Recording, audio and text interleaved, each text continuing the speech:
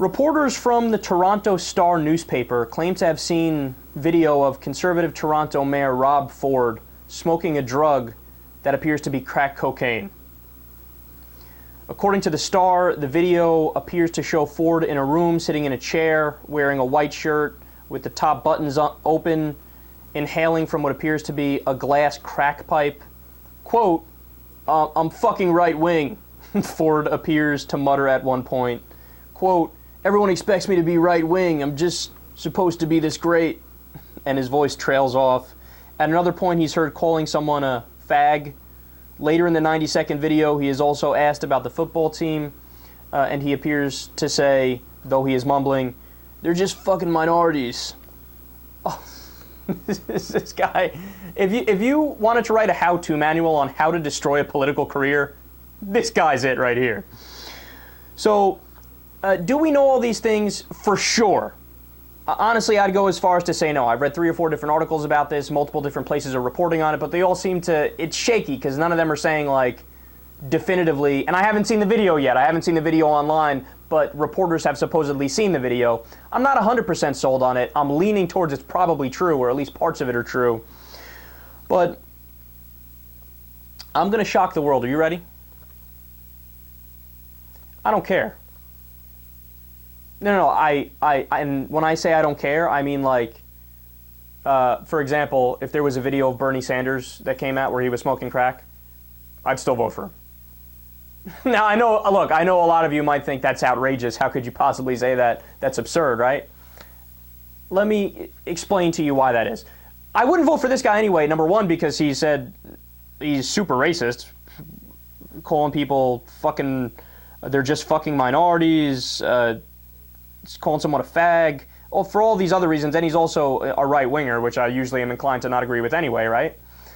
But I remember one of my best friend's parents, who is a world-renowned lung doctor. I mean, this is a guy who gives speeches all over the world, and he's done a tremendous amount of research. He's well-respected in his field, right?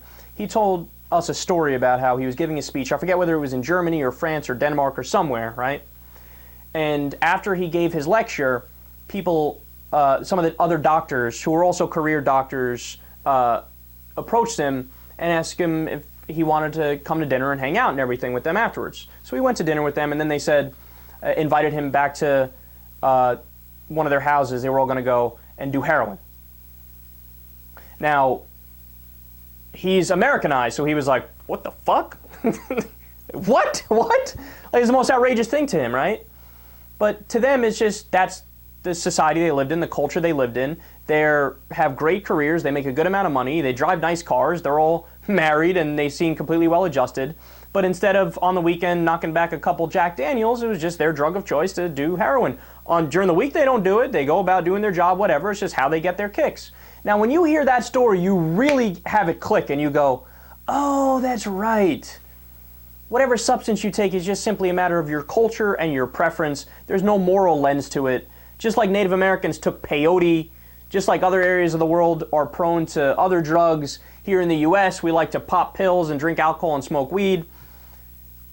Who cares if the dude did crack? Now, is crack am I saying that crack is equal to other drugs like marijuana and is the same high? No, I'm not saying that at all. Obviously, some drugs are harder than others.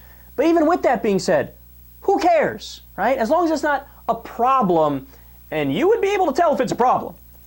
You can tell an addict versus somebody who's not an addict. There's outward signs, there's evidence you could tell, right? So, just based off of that, yeah, it doesn't bother me that much. I know I'm crazy, right? Here's the only time it would bother me, other than the fact that I disagree with him politically, again, put that aside. If he ran on a platform of being anti-drugs. If he said, I'm going to clean up the streets and blah, blah, blah, blah, blah, blah. It's like with all the Republicans, like, I'm a family values Republican. Next thing you know, they're banging a gay hooker with crystal meth, right? So the hypocrisy is what turns me off, and what I would say, I don't trust you, and from a logical perspective, it doesn't make sense to vote for you. But if somebody gets their jollies even doing something that is taboo, I don't give a fuck.